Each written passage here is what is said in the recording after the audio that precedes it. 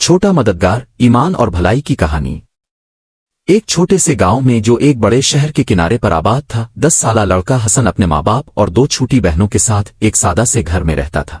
وہ امیر نہیں تھا مگر اس کا دل بہت بڑا تھا۔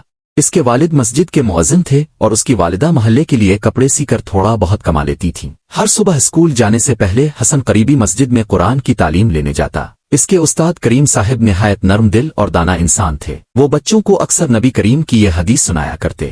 رسول اللہ نے فرمایا، اللہ اس بندے کی مدد کرتا ہے جو اپنے بھائی کی مدد کرتا ہے۔ صحیح مسلم۔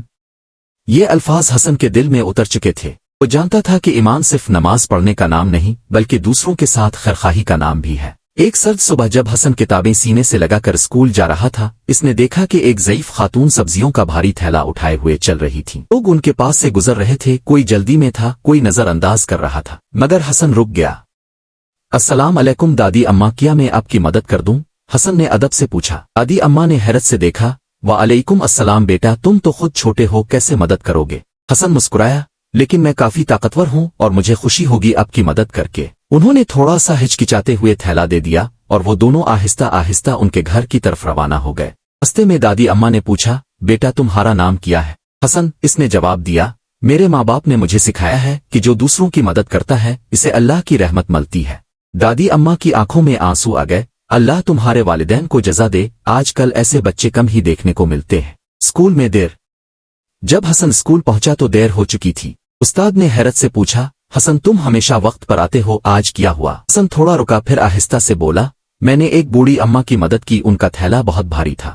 کچھ بچے ہنسنے لگے، ارے تم تو ڈلیوری بوائے لگتے ہو، ایک بچے نے مذاق آڑا، لیکن استاد نے ہاتھ الفاٹے کر سب کو خاموش کیا اور مسکرا کر کہا، حسن تم نے بہت اچھا کام کیا۔ کسی کی ضرورت میں مدد کرنا اس سبق سے بہتر ہے جو میں آج پڑھانے والا تھا۔ پھر استاد نے پوری کلاس کو مخاطب کرتے ہوئے کہا، اللہ تعالیٰ فرماتا ہے، نیکی اور تقوی کے کاموں میں ایک دوسرے کی مدد کرو، گناہ اور زیادتی میں مدد نہ کرو۔ سورۃ المائدہ آیت 2۔ ایک نیا تعلق۔ کچھ ہفتے بعد مسجد میں ایک خاص پروگرام رکھا گیا جہاں بچوں کے لیے ایک نیا تعلیمی منصوبہ شروع کیا جا رہا تھا۔ ایک مشہور خاتون عالمہ کو مدعو کیا گیا تھا۔ گاؤں کے لوگ بڑی تعداد میں مسجد میں جمع ہوئے۔ حسن بھی ان میں موجود تھا۔ اچانک اس نے دیکھا کہ وہی دادی اماں سامنے صف میں عزت سے بیٹھی ہوئی تھیں۔ آج وہ صاف ستھرا لباس پہنے باوقار انداز میں نظر آ رہی تھیں۔ جب امام صاحب نے مہمان کا تعارف کروایا تو سب حیران رہ گئے۔ وہ تھیں سسٹر مریم، ایک ریٹائرڈ اسکول پرنسپل اور اسلامی تعلیم کی ماہر۔ انہوں نے بات شروع کرتے ہوئے کہا، میں ایک چھوٹا سا واقعہ سنانا چاہتی ہوں۔ کچھ دن پہلے میں ایک بھاری تھیلا لے کر جا رہی تھی، بہت سے لوگ گزر گئے لیکن ایک چھوٹے بچے نے مجھ سے کہا، کیا میں آپ کی اللہ کے لیے مدد کر دوں؟ وہ بچہ آج یہاں موجود ہے۔ سب کی نظریں حسن کی طرف اٹھ گئیں جو شرم سے سر جھکا چکا تھا۔ سسٹر مریم نے کہا، رسول اللہ نے فرمایا، سب سے بہتر لوگ وہ ہیں جو دوسروں کے لیے سب سے زیادہ فائدہ مند ہوں۔ اس دن کے بعد حسن کو اس نئے تعلیمی پروگرام میں شامل کر لیا گیا۔ سسٹر مریم نے خود اس کی رہنمائی شروع کی۔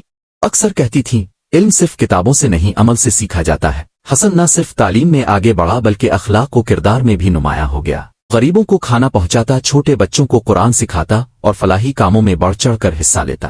لوگ اسے چھوٹا مددگار کہنے لگے۔ کچھ بزرگ کہتے تھے کہ وہ حضرت عبداللہ بن عباس اور حضرت انس بن مالک رضی اللہ عنہم کی یاد دلاتا ہے جو بچپن میں نبی کریم کی خدمت کیا کرتے تھے۔ ایک دن حسن مسجد سے واپس آ رہا تھا تو اس نے ایک لڑکے کو درخت کے نیچے اکیلا روتے دیکھا۔ وہ نیا طالب علم زید تھا۔ زید کیا ہوا؟ حسن نے نرمی سے پوچھا۔ زید نے آہستہ سے کہا، میرے ابو بیمار ہیں، دوا کے پیسے نہیں ہیں۔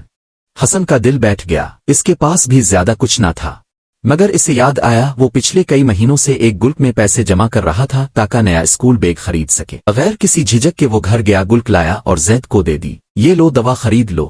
زید حیران رہ گیا، یہ تمہارے پیسے ہیں؟ حسن نے مسکرا کر کہا، ہاں لیکن میرا اجر اللہ کے پاس ہے۔ شام کو جب اس کے والد کو معلوم ہوا، انہوں نے پوچھا، بیٹا تم نے اپنی ساری جمع پونجی دے دی؟ حسن نے جواب دیا، نبی کریم نے فرمایا، صدقہ دینے سے مال کم نہیں ہوتا۔ صحیح مسلم۔ والد نے اسے گلے لگا لیا، تم پر فخر ہے بیٹا، خوشی کا تحفہ۔ چند دن بعد جمعے کی نماز کے بعد امام صاحب نے اعلان کیا، آج ہمارے مہمان خصوصی ایک تحفہ لے کر آئے ہیں گاؤں کے بچوں کے لیے۔ ایک صاحب ڈاکٹر یوسف آگے آئے اور بولے، یہ ایک ایسے بچے کی کہانی سننے کو ملی جس نے اپنی جمع پونجی کسی کی مدد کے لیے دے دی۔ اس کہانی نے مجھے متاثر کیا۔ انہوں نے کئی اسکول بیگز، کتابیں اور یونیفارمز عطیہ کیے اور خاص طور پر حسن کے لیے ایک بیگ تھا۔ बैग के अंदर एक पर्ची थी। इस छोटे बच्चे के नाम, जिसका दिल बहुत बड़ा है, दूसरों के लिए रोशनी बने रहो। वक्त गुजरता गया मगर हसन की मदद करने की आदत नहीं बदली। वो शोहरत के लिए नहीं, दिल से नेकी करता था। जब लोग पूछते तुम इतने नेक क्यों हो, वो मुस्करा कर कहता, मेरे नबी ने फरमाया, अपने भाई के लिए वही चाहो जो अपने लिए चाहते हो। सही बुखारी हदीस 13। दिनों बाद हसन खुद एक उस्ताद बन गया, बिल्कुल सिस्टर मरियम की तरह। वो अपने तलबा से कहता, नेकी का कोई अमल छोटा नहीं होता। जब तुम दूसरों की मदद करते हो तो अल्लाह की रहमत में आते हो। छोटे छोटे नेक काम जिंदगी बदल सकते हैं। इस्लाम में मदद करना इबादत है। इल्म का असल फायदा किरदार में नजर आता है। अल्लाह खुलूस नियत का बदला जरूर देता है, चाहे दुनिया देखे या ना देखे।